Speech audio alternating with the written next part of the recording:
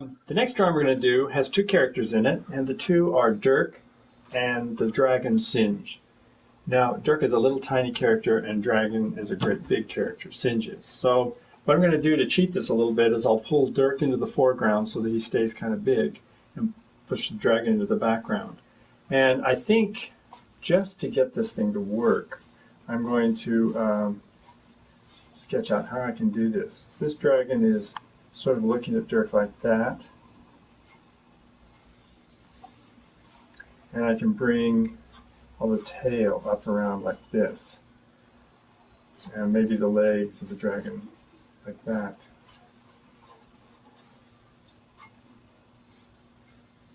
So I think that's going to work. So the dragon, what I just told you, I think is really relevant here. What's the dragon doing? Is he excited? Is he angry? Does he want to get Dirk? All of that becomes really relevant. So I get a dragon that's going to be kind of that big. So Dirk, if I turn him around and put our back to us, we're not going to see him too much. But what I could do is have him, he's just made a swing at the dragon, and he's really in the foreground up here. So I'll put his head there, maybe arms like this. There's his sword. And so I want to do it in action, because somehow the action always looks better rather than just standing there. And we'll say he has just swung the sword like that, but the dragon had stepped back and it missed. So that gives me an idea of what the picture is going to look like. Right now I've got this down in this corner, so it looks like we're going to probably have to take the little seal and put it over in this corner, but I think it'll work. So let's get this Singe dragon to work for us. Really important. I'm going to just slightly detail again, so I know what I'm drawing here. The eyes will be somewhere in there. The hard part about this dragon a lot of times is these big rims that are on his tummy. But once I kind of get the idea, then I can work with a little more confidence. I'm going to say the dragon is really, really angry or really fierce, because it's going to make better drawing, which means his hands are going to take on kind of a stiff look. Shoulders up here. That's going to work great.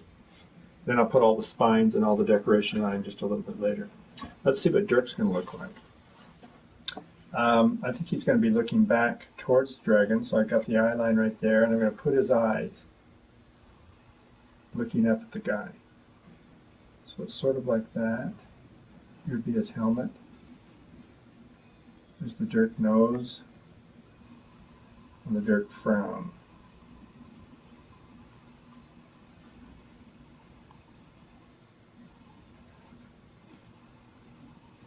That works. And his shoulders.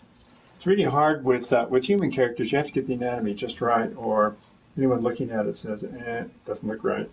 And they'll spot it immediately. Even if they're not an artist, they'll spot it.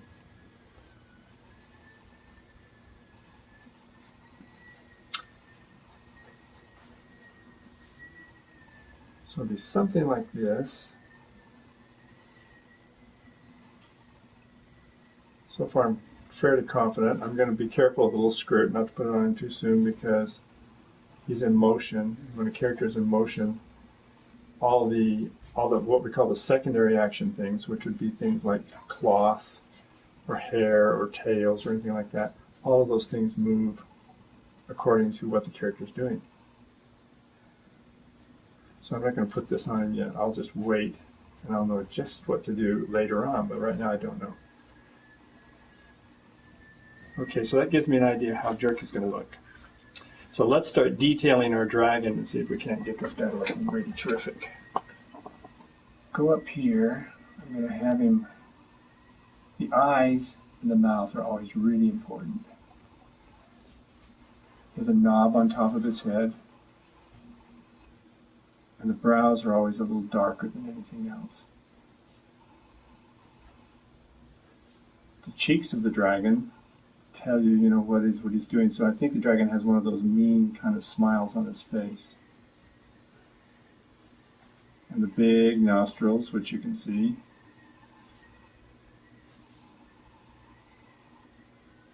when we were first learning how to draw this dragon, everybody had a lot of fun with it because we hadn't a clue. No one knows what a dragon really looks like, unless you look at the kimono dragons, and you just don't know. So you have to make something up. So we stuck right on the bottom of his chin these two great big warts with these little growths that come out of them. And we went up at the top of his head, on the knot on top of his head, and did the same thing, so that he has these appendages that come out of his head. And it made him really interesting. Then we thought, well, why not put sort of like out of the same point right here, we're going to put these big fan-like things on his cheeks, which are like fins. And he suddenly got very interesting. And what we use these for is whenever he looked like he had a burst of adrenaline, these things would open up and these would straighten out so that it gave us little appendages that gave him expression. We thought we were so clever in those days. Now I'm getting the regular dragon tongue right now rather than having him just spit the fire. So now let's head into the back of the dragon. He has all these really great looking spines on his back, which drive animators crazy. But they're also part of his charm. And if you go up here like this, you have to start putting all these little lines. Now these things tell you what the perspective of the dragon is. Since it looks like we're kind of upshot, I like to kind of change the direction and make them go up, so that we look like we're looking up underneath him, which I think helps. Now he's also a very strong guy, so you want to give him, all the musculature that he needs to be a dragon, and also a little detail that I'm going to get more into later on. So he has all these little warts all over him.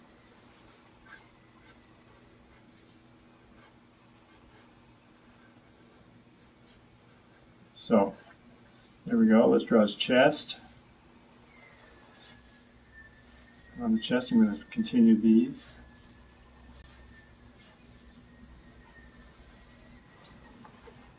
So far, I'm liking it. I think it's going to be good. Right in here again, here's some of these little warts. They get all over his skin. I don't know what those are. It just makes him look a little bit kind of like an animal, so we do that. And I even forgotten who came up with that idea. But it was a combination of a lot of people working together. See, I've kind of got a straight over here with these curves. Those are playing against each other. And against this straight, here's another curve. But I don't want to parallel anything, because parallel lines usually are boring things. And here we go. Let's get into the legs. Again, since he is he's angry right now, I think what we want to do is we want to get all of the feet, the toes, the hands, the fingers, and all that to be very stiff looking, so that he's got them extended. And the claws on the end of them, it's going to make it look really, really good.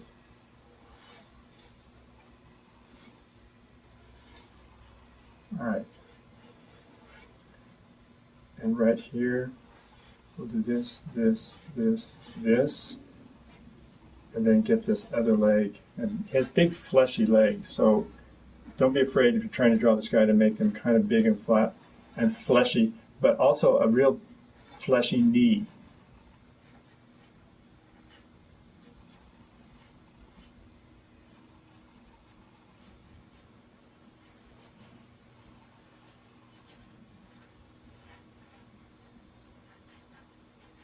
There we go. And then on the spines, we won't see all the spines on the back of him. You'll see some over on this side. And then they pick up once again when you see the top of his tail. And they're not all the way down. I've chosen to put them partially down, and then there's a little smooth part where maybe some have fallen off, and then there's a few more, and then there's a few more. And I'm using this tail to draw attention to Dirk, who's out here in the open. So this is going like this. It's leading you right to look at Dirk. There's the bottom of his tail, a few more spines, not too many. It's what you leave out sometimes that makes it look good. Okay, let's do the other hand up here. This is claws. It's almost a human-looking hand, but not.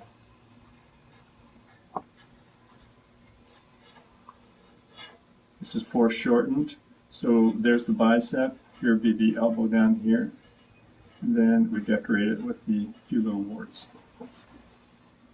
That does that. All right, let's finish off Dirk for us. And we're almost there.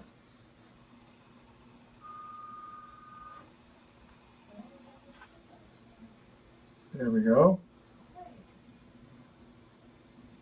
Dirk is actually really fun to draw. And once you get the hang of him, I always enjoy doing this.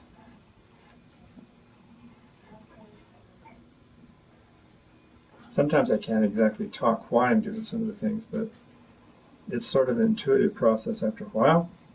So you get to know when the line is in the right place or it's not. Don't be afraid to use your eraser, because that's why we make mistakes. You just admit them, erase it, and go on. All right. Now Dirk, you have to think through this. You know, how is he grasping? Here's his hand. His thumb goes around the other side. This other hand is upside down, and this is the thumb here. All right, and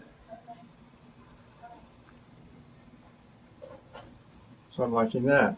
Let's draw the hilt of the sword. This will tell us kind of how the sword angle is. There's the knob on the end of the hilt of the sword. Now we have to draw the sword itself. And there we are. Now I'm ready to kind of put clothes on this guy. And I know that I'm going to let that fly up there because he's moving forward, so this trail's behind like a secondary action. There's his other leg.